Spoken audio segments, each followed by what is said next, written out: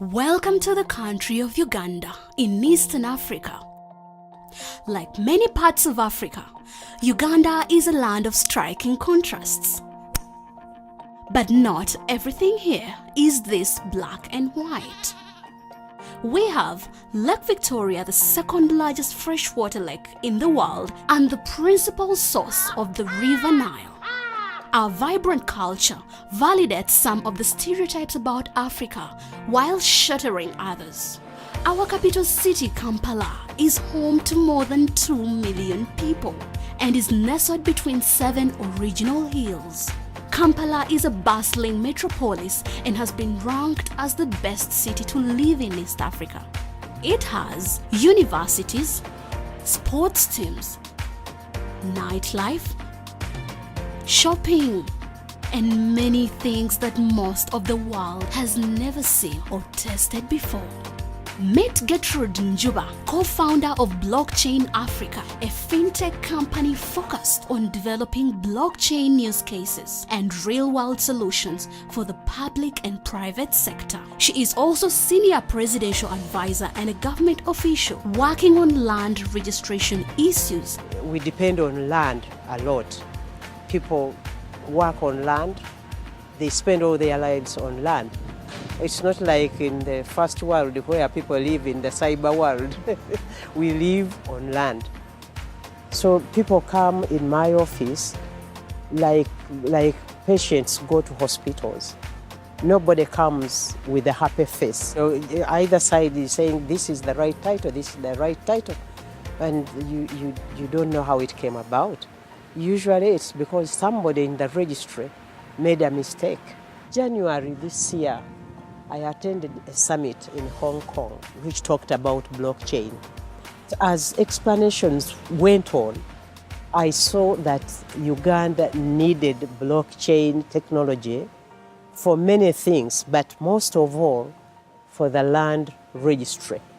Meet Professor Eriabu Lugujo, the Vice Chancellor of Ndeje University, the top private school in the country. His university is home to more than 8,000 students. And he has many ideas on how blockchain can improve their academic record keeping. The private university depends on tuition, mostly on tuition. Some students come here and they say we have paid in the banks, and yet they haven't paid. Or they bring in forged receipts. Therefore, if blockchain comes in and says that it can increase the efficiency in collection of fees, that will be the lifeblood of the university. So when we give an individual a certification, the certification must reflect his capability. The employers are worried that the students also tend to falsify data. But blockchain, I think, is going to be a big intermediary between universities, between academics, and the private sector.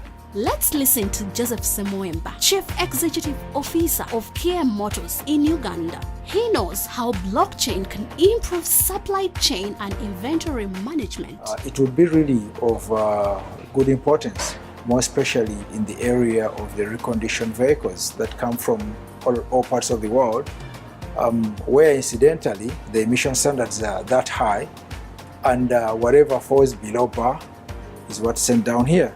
So we might need to be able to trace backwards and say, look, what is the status of this car? So we get those challenges when these cars are just dumped in our market. People will be quick to buy because it's a cheap car, looking at the disposable income. But in the long run, they are such a health hazard to the people and the environment. Blockchain technology is the smartest thing to go for right now, and it's the best that can happen to the world. Let's move on to Lillian Navulime, world-renowned sculptor and senior lecturer at Makerere University. Blockchain can protect her intellectual property rights. My husband lived with HIV/AIDS, and I didn't know how to handle. No one was there for us. So when I got an opportunity to go to the UK to study a PhD, that's when I found out that women were much affected with HIV/AIDS. Those living with HIV/AIDS, and those affected like me. I don't have HIV/AIDS, but I was affected because my husband was living with HIV/AIDS. And then that was the turning point to decide to develop sculptures that can communicate HIV/AIDS. I've done several artworks, but finding market for these sculptures is the most difficult thing. Blockchain can take a record of the artworks of the Ugandans, and then that means they are registered internationally. Then blockchain can expose them, but at the same time, they are protected. Finally, let's meet some members of the Blockchain Africa team. They are all members of NetLeaders and are implementing these and many other solutions on the Dascoin blockchain. Think of record keeping, smart contracts, remittance, financial institutions, value chain promotion, and much more. We wake up every day and go and tell people about blockchain technology.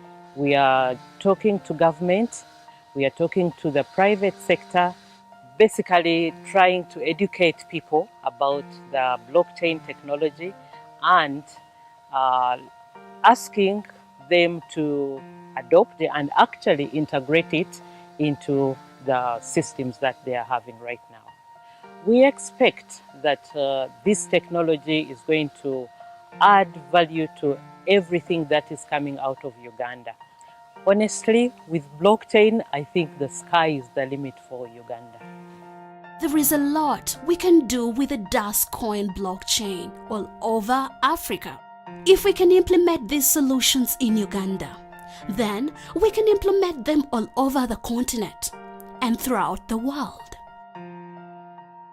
Unlocking Africa, one block at a time. Blockchain Africa, working in association with NetLeaders and Dascoin.